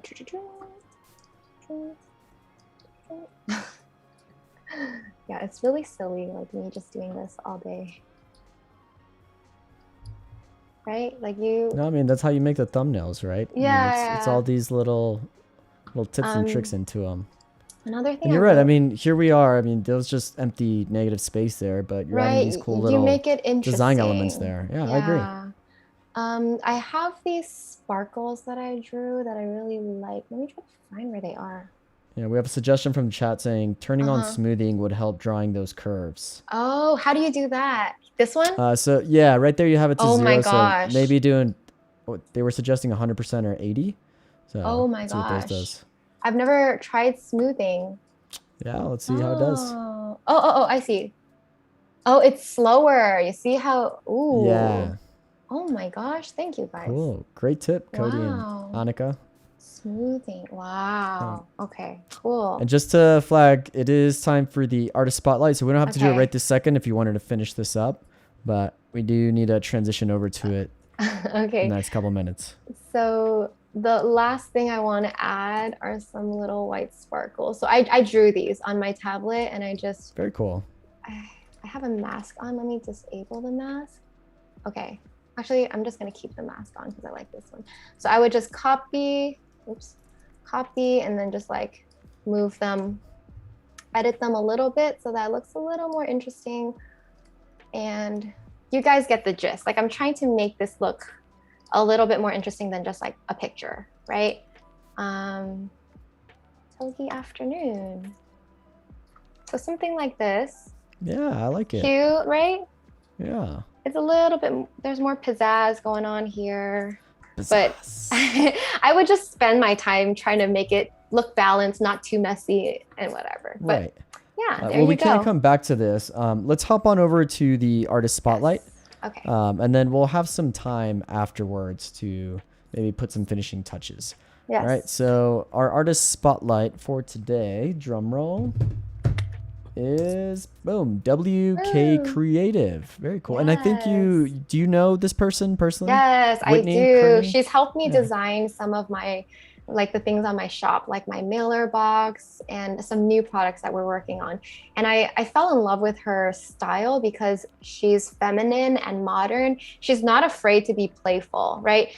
I think for a while, minimalism was really trendy. And I do like a minimal look, but I like it to be a little bit more fun because I like some color. I like some pastels. So I think she has a really good balance of all of those things. Yeah, like let's, she's not why don't afraid. we click on one of those I think the So Fresh one stood out to me. Which one? Go down. So this one? Keep going. No. Yeah. I mean, anything like that. Yeah, like So Refresh. There we go. So on Refreshed. the left. Yeah. Yeah, and yeah, it's in line with the pastel-y colors that you like. So I can see how her branding definitely sticks out, and it's very cool. It's very cohesive, I'd say. Yeah. Yeah. It all works together really well. Yeah, for sure. I do love her style. I think her work really looks good when it's printed, right? Like I don't know. I really like it. I like the simplicity of these. And so this is the box that she designed for me. It's like, oh, no way. Check that out. Simple, playful, but really cute. It's like super cute. Yeah, I would agree. It's simple, but it Yeah. works really well. And is that a texture in the background, or is that... Well, this what's is going on in the- it's an actual box. I think she styled it with some leaves. But yeah, this. Oh, that's right. They are leaves. Okay, I see them now. Yeah, so she drew like these thin leaves, and then she had like just abstract art. Very cool. But yeah, it looks cute. And over here, I'll go over here to her portfolio. Like these are some other things that she's done.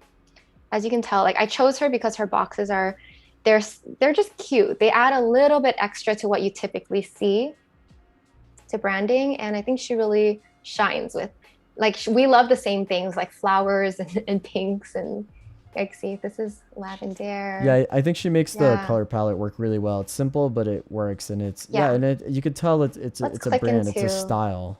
Yes. Maybe we can click let's look at a into project the or two. first one. I've never seen, like, I've actually haven't looked into these, but yeah, you see how she uses pops of color in a really modern, fun way. Her personality is also really fun. Like she's really cute and very all about aesthetics. And if you follow her Instagram, even her personal one, she shows her workspace and it looks like Pinterest.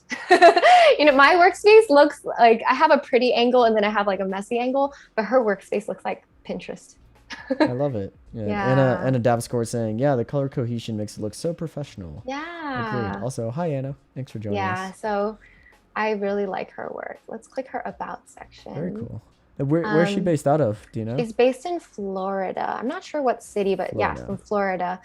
Like even this, right? It's minimal, but it's so chic. Yeah, chic, modern, feminine. Those are 3 words I love in terms of design.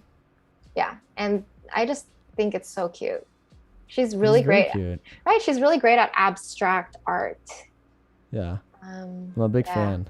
Right? Yeah, I think she's underrated. Like a lot of designers are underrated, honestly. Like there's so many great ones. It's hard for them to get noticed. So whenever there's a good one, give her a follow. like, Anybody watching, follow her. give her a follow. Follow her on Instagram.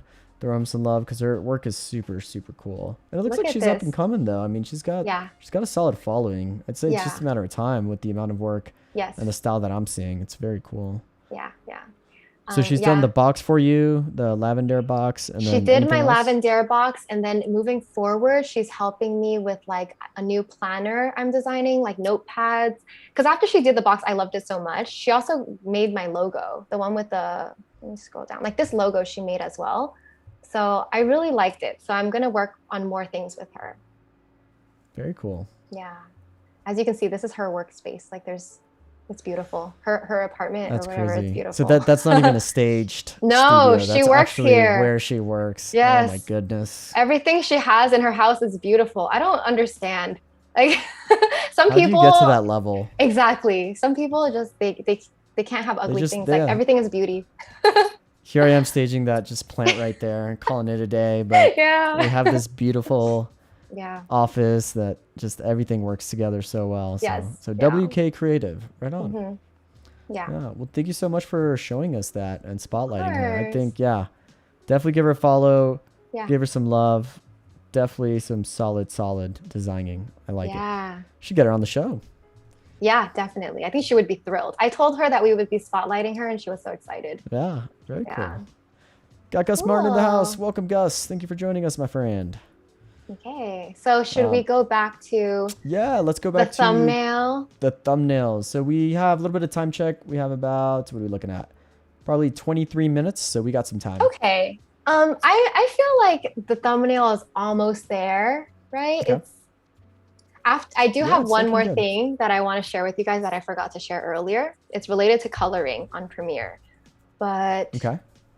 I mean, yeah, I think the thumbnail looks pretty good, but you guys get the gist. Even if I do another thumbnail, it's the same format, right? Add the text first, see if I need to Right. I see if I need to make things pop, and then add visual interest around it, either through emojis or draw things.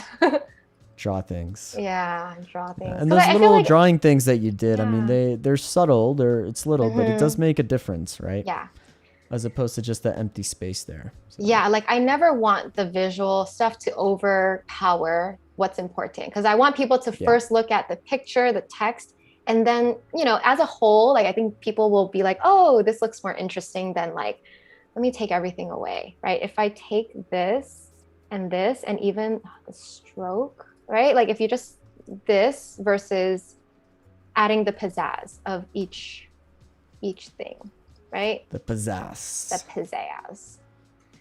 Yeah. And also I think the drawn in things is more trendy right now on YouTube, right? I think YouTube has its like thumbnail trends that I see come and go, but this is there's definitely more trendy. trends that you pick up on that. Yeah. You know, if it works, it works. Then everybody jumps on the train, and if it catches eyeballs, well, it's catching eyeballs. Another thing that's trendy is that people handwrite their text. They write it in hand letters like over here, and they make it really like organic looking. So my handwriting is not that pretty. I would take forever trying to perfect what it looks like. So that's why I don't use handwriting. But if I had like beautiful handwriting, I would try it out, because I've seen that done really well. Another thing on the same topic is that I've noticed just the trend of content is more organic and authentic, right? People don't want this to look manufactured. Even with Instagram, we used to be all about like the perfectly filtered photos of like avocado toast, this and that. But now, right? Like the overlay of your brunch. I feel like if there's two words that just go with Instagram, it's avocado toast. Yeah, so that used to be so trendy, like I don't know how many years ago, but now, especially with Gen Z, what's trendy is unfiltered, raw, ugly photos of yourself. Yeah. Yes. And so on YouTube, that plays into the vibe where we want it to look like you just wrote this in your diary or bullet journal, right? Yeah. So I see the trends in the vibes. So I'll save this. One thing that I wanted to share with you guys that it's something I learned recently. It's about exporting color in Premiere. So it's related to coloring. Let me go back to editing. So I don't know, for those of you who edit in Premiere, do you notice that when you export, like you spend all this time coloring and then you export it and the colors look off? Like who has experienced that? I'm going to let us know. Does it seem like it's a different color space when you get that export? And there are some things you can double check to make sure that it's in the same Yeah. color space more or less. But I think some of it does come down to the codec that you're using. Sometimes it's just the way the codecs are wired, and they'll give you some color nuances for sure. Okay, I'm gonna take this clip as an example. Let me make a new sequence of this. Okay.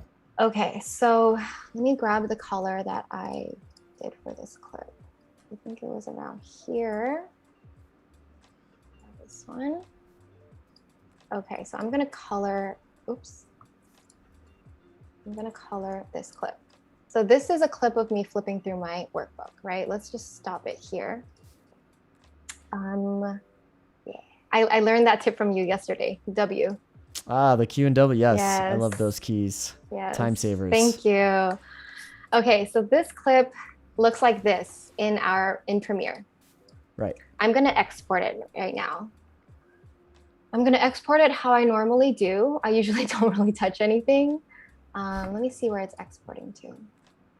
Let me put it on the desktop to make it easy and label it color 1, okay?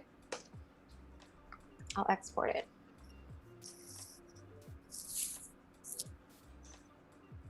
Nice and fast. Yeah, not bad.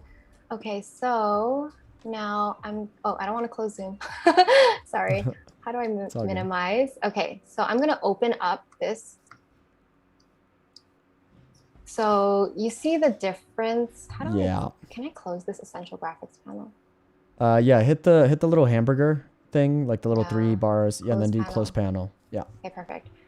That way it's easier for you to see the difference. Let me go to here and then we go to here. Do you guys experience this when you edit? Do you see the difference in color? Yeah, like, it doesn't look as saturated. Yeah, so warm, for some reason, for the longest time, it's like, oh, Adobe always exports unsaturated. So we would have to bump up the saturation in here to try to get the color we want. And I looked this up recently. And the reason why Adobe does this in Premiere Pro is because Premiere Pro, I think they tailor it to think that you're editing for like TV or broadcast, which is why the colors, they think you're using like a different kind of monitor to edit basically. So there's a hack that I learned recently. You have to, let me show you the link. Where's the link? This is the link on Adobe support. Why does my footage look darker in Premiere? And this is a video that was so helpful. This guy does a tutorial, which I'll show you. So it's basically saying exports look washed out when I view them on QuickTime. And it makes it hard because when you spend so much time coloring, you're like, okay, what's the real color? Which one's gonna show, right? So if you have time, feel free to look this up and read the explanation. It's very technical. So I'm not gonna explain it, but basically there is a LUT that you can download. It is this file that it's provided here. It says right here, download the gamma compensation LUT here. And instead, this is how you export. So you do export here. You see under effects, there's a Lumetri look. So you can add a LUT. So you go to select. And then you find the LUT that you downloaded from their website. So you add that. And it's gonna look more saturated here, but when you export it, export that. I can't believe I didn't know about this until recently. It was always like a question mark. So this is the new one. Okay, let's go here. I think we are around here. So it's a little bit more similar. It's a little bit less washed out as this one. Right. Obviously, even with my eyes right now, it's not exact, right? But yeah, isn't it? I mean, you can tell me your perspective on this, like color just looking different everywhere. Yeah, it's the second one you exported looks a little bit brighter. So it looks like the gamma was increased a little bit, but by far the most saturated and probably the one that we're after is in Premiere. And I think there's a couple things. I mean, like if you're really like a professional colorist, then I think one of the big ones is having a color calibrated monitor. And that's, I mean, that, I think the average prosumer isn't going to go that route because it's intense to really get a color calibrated monitor and doing it. Yeah. And I think what Premiere's doing is adhering to what's called the Rec 709 standards. So that's kind of what the television broadcasting standards are. So if your monitor may not be set up for like proper Rec 709, Yeah. when you export it, it might look different, especially if you're using like specific codecs. Like if you export H.264 as opposed to like ProRes 8, like ProRes 422, like it'll be different colors. Yeah. So yeah, it's a very, very, it's a black hole. I'm gonna It's say that. interesting, right? So I think there's a bunch of workarounds like the ones that you just showed that will give us like the illusion of looking closer to the source footage. But if it's going on, like if we want to match this and we export and it's going to go on Instagram, then I think by whatever means, workarounds you do to get it close to that, then that's what it works, right? Yeah. But it's a deep thing to like get it perfectly accurate exporting. And it's something that I like don't even have the technical expertise to know exactly right off the bat. Like it's pretty gnarly. It isn't. But This is interesting to me. Like I don't Yeah. know. It's just another. I mean, quick question for you. So when you export, I normally do H.264, right? Is that correct? Yeah, right. This is H.264, yeah, that's probably the Yeah. most common one. I do Yeah. that when it's going online on web, whatever it Yeah. is. But yeah, I mean, what you're doing is you're getting size and solid quality. Like it depends. Like if you were going to export a footage and you really wanted that data because you were going to do like VFX, then you might want to go like ProRes or like Yeah. DNX. But But most for of the delivery time, codecs, yeah, I'd say Yeah. delivery H.264. And now H.264. H.265 is becoming kind of a new standard too. Oh, okay. Yeah. So it's got a little more quality, and it might even change the colors a little bit too to be more accurate. But I think H.265 will probably be the norm in like a few years. Oh, Yeah, interesting. H.264 is like the one. It's Is that probably the already? best. It's available in Premiere Pro. Yeah, it should be when you try it. So there should be like an H.264. H2. Oh, this one. Oh. That's what it is. Yeah. Oh, Yeah, so you're the new saying I iPhones. should try this one? Well, let's try it. Yeah, let's see how it Yeah, looks. let's try compared it to- without yeah. the LUT and see how it compares. The only thing Yeah. with H.265 to flag though is it's not as widely accepted as H.264. Like if you upload an H.264 to like YouTube Yeah. or Facebook, then they'll do it. But H.265 may or may not be supported. At least not now. I Oh. think it will a little bit later. Interesting. But let's check out those colors. It might look the same or it might have a little bit of a difference. All but right, so this one is H.265. uh-huh. To be honest, it looks. It looks the let's see. same. It looks similar to this one. Oh, it's slightly different. This one's a little bit more yellow. This one looks the most white, Yeah. right? Isn't this so interesting? So Like again, it's very technical when we get I talking care about about codecs color. and wrappers. like I Yeah. care about color, and this just drives me crazy. Well, let's try Right? one more. Okay. To go to export, Uh-huh. and since we're on Mac, it may, and then go to Format QuickTime Where's that? Oh, at the very format, top where it says QuickTime. So do QuickTime, Yeah, but not every place. and like, then preset. Okay. Go to let's see, Apple Match. ProRes 422H. No, let's do LT because I don't want it to take forever. this So one? Apple ProRes, yeah. Okay. All Let's right, try and then that. export that. See how the color looks on that one. Yeah, I just know that some websites don't support MOVs, right? Like Right, yeah. Facebook, So- you can't upload that. No, Yeah. because because if everybody supported MOV, then their service would run out because it's a lot more than H.264. What do you mean? It's you mean Yeah, just gigabyte the amount of size? data it takes. Yeah. Okay, so So as you can see, this one looks a little darker, but yeah, No. To me, it looks Or- the same as this one. It looks similar to that's H.265. H.265. So let me compare it with the original one. You see how the original one has more saturation? You see, this is the new one. You Yeah. see, it's so like, It doesn't look as warm, especially in the skin tones. I agree. yes, like my blush is gone. My lipstick is paler. So people who do like beauty must care about what it looks like when exported. 100%. Yeah. Mhm. Yeah, And some very this- nuanced little things. It's It's I gnarly. Yeah, it's I something agree. to It's think like, about. yeah, like I would Yeah. love. Yeah, I mean, I would love it to match the original Premiere thing too, because Yeah. I agree that one looks the best, obviously. Yeah. Yeah. So, and then it's also the second part is when you upload it to YouTube, Facebook, or Instagram, it might change the color a little bit too. So, Yeah, so I it's mean- it's like compressing the video again. So, yeah. yeah. So it's interesting stuff. Interesting stuff. Uh-huh. Cool. We have about 5 more minutes. Did we want to do one last thing, or maybe shout out some socials?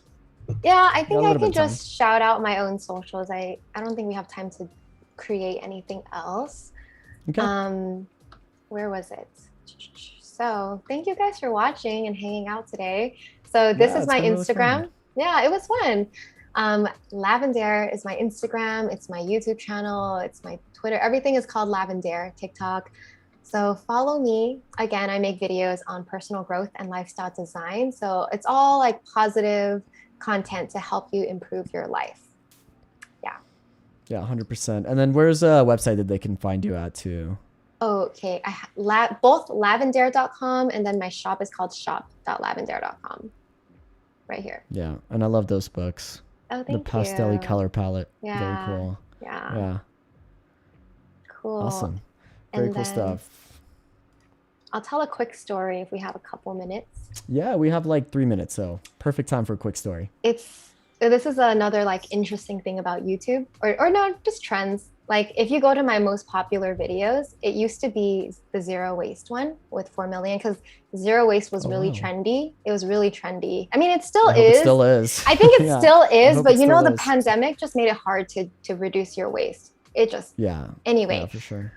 Another interesting story is this astrology video. I posted it in 2019. And when I posted it, it did below average. Maybe it got like 30,000 views and it just stayed there for a while.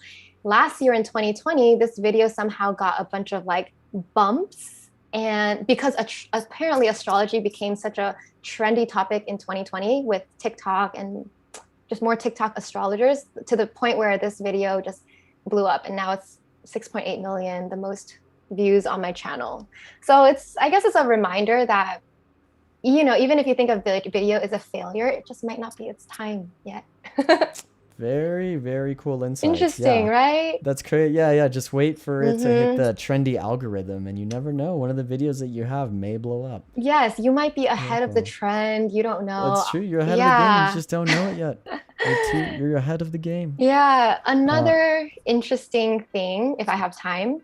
We do have time. Yeah, we got okay, perfect. Minutes. Let me try to see if it's here. Okay, journaling collection. Okay, my journal collection. Okay, this video is called my journal collection flip through, and it's about 10 minutes. What I did was I just flipped through the different types of journals that I kept in the past 10 years, like a travel journal, nighttime journal, morning journal, like whatever, right? So I just showed a kind of like a tour of my journals. And look at the thumbnail, look at the title, and it did okay. Like it was good. I think it did a little bit above average. So I decided to do a test.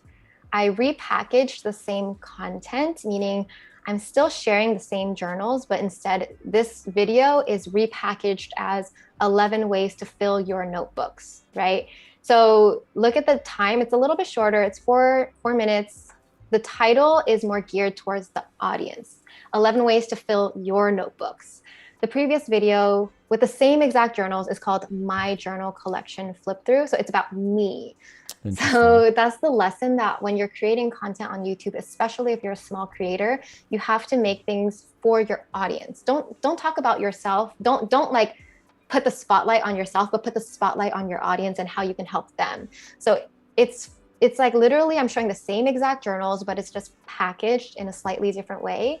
But this video did so much better than the other one. I think it's like 3 times the views or something. But I love these YouTube insights. I almost wish you would have done like a Q&A with all these could totally do things. I could do a whole other thing that's about YouTube. Helpful. But I think that's a really good point, right? When you cater it towards your audience and it's not about you, then I mean, here's an example of it. It's performed differently because it's about like, oh, this is about me. So because when people are when people are scrolling, they're looking for things that will interest them or entertain them or educate them, right?